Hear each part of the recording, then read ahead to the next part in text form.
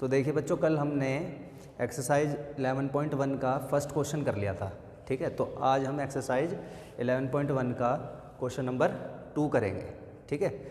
Question को करने से पहले एक बार फॉर्मूला में आपको रिवाइज करा देता हूँ, है ना। जैसे कल हमने पढ़ा था कि एक रेक्टेंगल है, तो रेक्टेंगल का पेरीमीटर क्या होता है, 2 ब्रैकेट में l प्लस b, है ना। जहाँ l क्या है रेक्टेंगल की लेंथ और b क्या है रेक्टेंगल की ब्रेथ। और अगर हमें रेक्टेंगल का एरिया निकालना है तो लेंथ और ब्रेथ की क्या कर देंगे, मल्टीप्लाई कर देंगे, ठीक है। इसी तरीके से स्क्वायर का पेरीमीटर अगर हमें कैलकुलेट करना है तो साइड के साथ मल्टीप्लाई कर देंगे 4 की, और अगर एरिया निकालना है तो साइड का स्क्वायर कर देंगे, ठीक है। तो आज हमारा जो क्वेश्चन है वो स्क्वायर से रिलेटेड है। तो क्वेश्चन क्या है, find the area of a square park whose perimeter is 320 metre.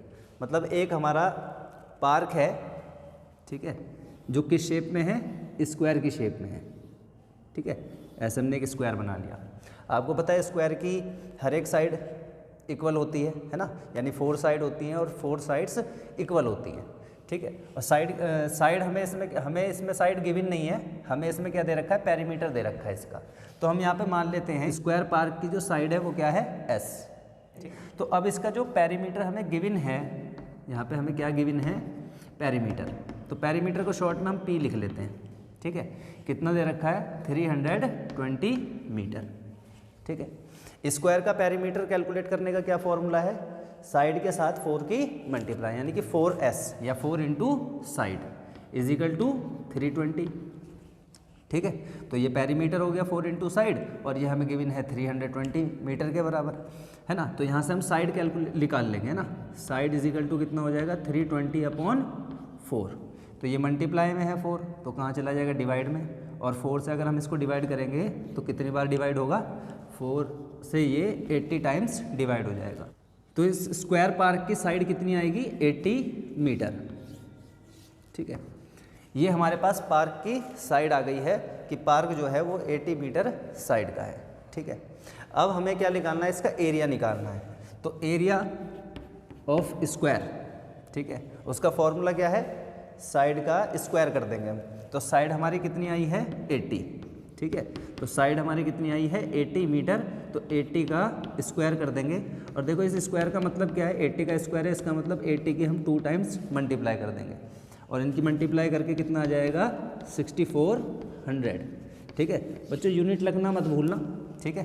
तो यहाँ एरिया है, तो हमें देखो इसकी साइड हमारी जो आई है 80, उसकी यूनिट क्या है, मीटर।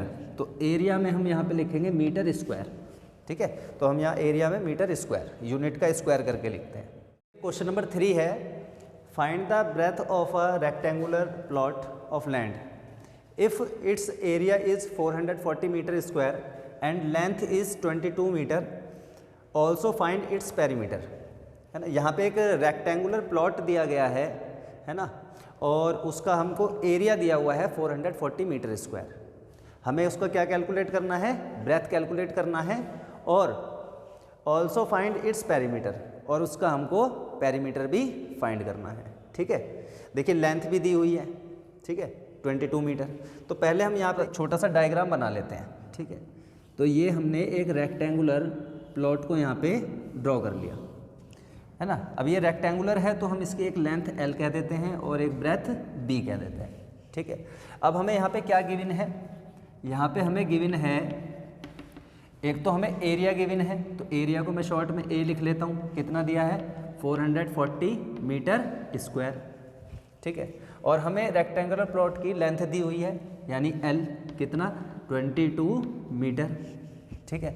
अब हमें यहाँ पे क्या क्या चीज़ें कैलकुलेट करनी है, एक तो हमको इस रेक्टेंगुलर प्लॉट की ब्रेथ कैलकुलेट करनी है, और दूसरा हमें इसका पेरीमीटर कैलकुलेट करना है, ठीक है। तो देखिए बच्चों, इसमें आपको एरिया दिया हुआ है 440 मीटर स्क्वायर, और रेक्टेंगल का एरिया हम कैसे कैलकुलेट करते हैं, लेंथ इंटू ब्रेथ, ठीक है। तो हम यहाँ पे लिख लेते हैं area is equal to length into breadth, ठीक है। तो एरिया हमें कितना दिया हुआ है, 440, ठीक है। और लेंथ अब हम यहाँ पे लेंथ इंटू ब्रेथ करेंगे, लेंथ कितनी दी हुई है, 22, है ना। तो लेंथ की इंटू किसके साथ करेंगे, ब्रेथ के साथ। ब्रेथ यानी कि B, जो हमें नहीं पता है, ये हमें कैलकुलेट करनी है। अब देखिए 22 जो है ये b के साथ मल्टीप्लाई में है तो 22 डिवाइड में आ जाएगा, तो यहाँ से ब्रेथ की वैल्यू क्या आ जाएगी 440/22। ठीक है, ये डिवाइड में कैसे आ गया, क्योंकि 22 मल्टीप्लाई में है तो मल्टीप्लाई वाली टर्म डिवाइड में आ जाती है। अब इसको हम डिवाइड करेंगे तो 22 से ये 20 टाइम्स डिवाइड हो जाएगा। ठीक है, तो यहाँ से ब्रेथ कितनी आ जाएगी, ब्रेथ हमारी आ जाएगी 20 मीटर, है ना। यूनिट देख लेना, यूनिट क्या दी हुई है, मीटर में दिया हुआ है ना, तो यहाँ पे हमारी ब्रेथ भी किस में आ जाएगी, मीटर में आ जाएगी। ठीक है, तो एक पार्ट हमारा सॉल्व हो गया। अब हमें पेरीमीटर भी निकालना है। ठीक है, तो अब पेरीमीटर जो होता है रेक्टेंगल का वो कैसे कैलकुलेट होता है वो मैंने बता भी रखा है आपको, और देखो साइड में भी लिखा हुआ है। तो अगर हमें रेक्टेंगल का पेरीमीटर कैलकुलेट करना है तो फॉर्मूला है 2 ब्रैकेट में लेंथ प्लस ब्रेथ। ठीक है, तो फॉर्मूला लिख लेते हैं 2 ब्रैकेट में L प्लस बी यानी लेंथ प्लस ब्रेथ। तो पेरीमीटर इक्वल टू 2, लेंथ कितना दिया हुआ है 22, है ना, और प्लस ब्रेथ कितना हमने निकाला 20। ठीक है, अब इसको हम सॉल्व कर लेंगे। 2 ब्रैकेट में 22 और 20 कितना हो जाएगा 42, है ना। अब 42 की 2 में मल्टीप्लाई कर लेंगे तो कितना आ जाएगा 4 4 8 84। ठीक है, ये आ गया रेक्टेंगुलर प्लॉट का पेरीमीटर।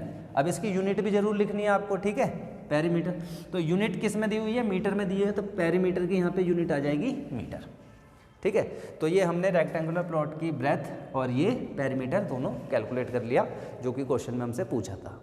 तो देखिए अब क्वेश्चन नंबर 3 है, the perimeter of a rectangular sheet is 100 centimetre, if length is 35 centimetre, find its breath. मतलब एक रेक्टेंगुलर शीट आपको इस क्वेश्चन में दी हुई है, उसकी आपको पेरीमीटर बताया हुआ है। पेरीमीटर कितना दिया हुआ है 100 सेंटीमीटर। ठीक है, और उसकी लेंथ दी हुई है 35 सेंटीमीटर। आपको इसमें केवल क्या निकालनी है, उसकी ब्रेथ निकालनी है। ठीक है, तो ये क्वेश्चन आप खुद करेंगे, इसका आंसर मुझे बताएंगे। ठीक है, कि रेक्टेंगुलर शीट की ब्रेथ कितनी आपने कैलकुलेट करी है। ठीक है।